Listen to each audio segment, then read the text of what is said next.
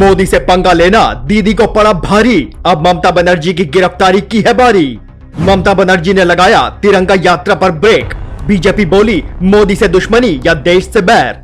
भतीजे अभिषेक के बाद अब बुआ ममता भी केंद्रीय एजेंसियों की रडार पर।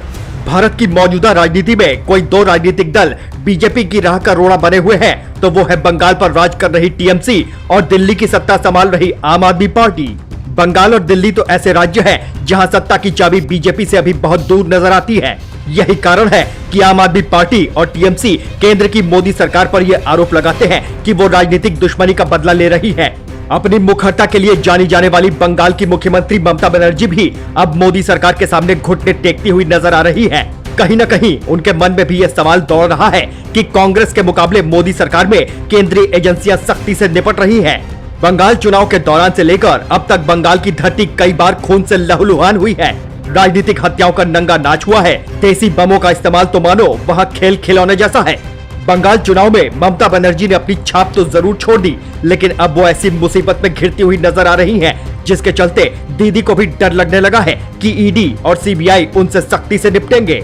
दरअसल हुआ यूं कि ममता बनर्जी के विधायक की गाड़ी से तकरीबन 100 करोड़ कैश बरामद हुआ, जिसके बाद उन पर आरोप लगाए जाने लगे कि वो इस पैसे का इस्तेमाल बांग्लादेशी घुसपैठियों को बांटकर उनसे अपना वोट बैंक बढ़ाना चाहती थी।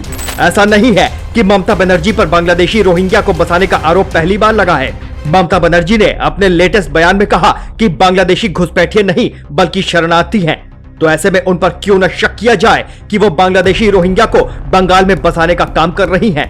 हालांकि ये अकेला मामला होता तो ममता बनर्जी शायद कानून के शिकंजे से बाहर आ भी सकती थी, लेकिन ममता बनर्जी ने पिछले दिनों मोदी की तिरंगा यात्रा रोककर सीधे सीधे उनसे पंगा ले लिया है। बीजेपी ने ममता बनर्जी पर आरोप लगाया कि इस तिरंगा यात्रा को रोके जाने के पीछे सीधा सीधा हाथ ममता बनर्जी का है।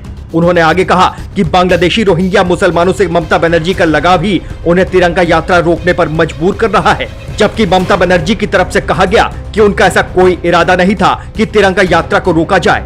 उनके इस बयान से यह अंदाजा लगाया जा रहा है कि वो मोदी सरकार और केंद्रीय एजेंसियों के सामने सरेंडर कर चुकी हैं। ममता बनर्जी इस बात को अच्छी तरह से जानती है कि मोदी सरकार के आने के बाद राष्ट्रवाद की भावना लोगों के सर चढ़कर बोल रही है। ऐसे में देश की आन बान और शान माने जाने वाले तिरंगे के अपमान से लोगों में गुस्सा भरा हुआ है। विडंबना की बात तो यह है कि जिस मोदी सरकार पर ममता बनर्जी राशन पानी लेकर चढ़ी रहती हैं, उन्हीं प्रधानमंत्री मोदी से वो मदद की गुहार भी लगाती हैं। तिरंगा यात्रा को लेकर हुए बवाल के बाद ममता बनर्जी प्रधानमंत्री मोदी से मिली थी, जहां उन्होंने बंगाल के विकास के लिए 1000 करोड़ रुपए की मांग की थी। हालांकि सरकार के द्वारा यह कहकर मना कर दिया गया कि आप ये पैसा बांग्लादेशी रोहिंग्या में बांटेंगी, न कि बंगाल की जनहित योजना में इस्तेमाल करेंगी, इसलिए आपको ये पैसा नहीं दिया जा सकता। भ्रष्टाचार के प्रति मोदी सरकार के जीरो टॉलरेंस की नीति जगजाहिर है।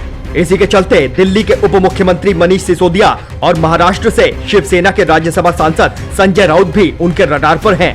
ऐसे में अब इसमें एक और नाम जुड़ सकता है, ममता बनर्जी का। आपका क्या मानना है कि ममता बनर्जी ने तिरंगा यात्रा को रोककर क्या संदेश देने की कोशिश की है? अपने विचार कमेंट बॉक्स में कमेंट के माध्यम से जरूर साझा करें।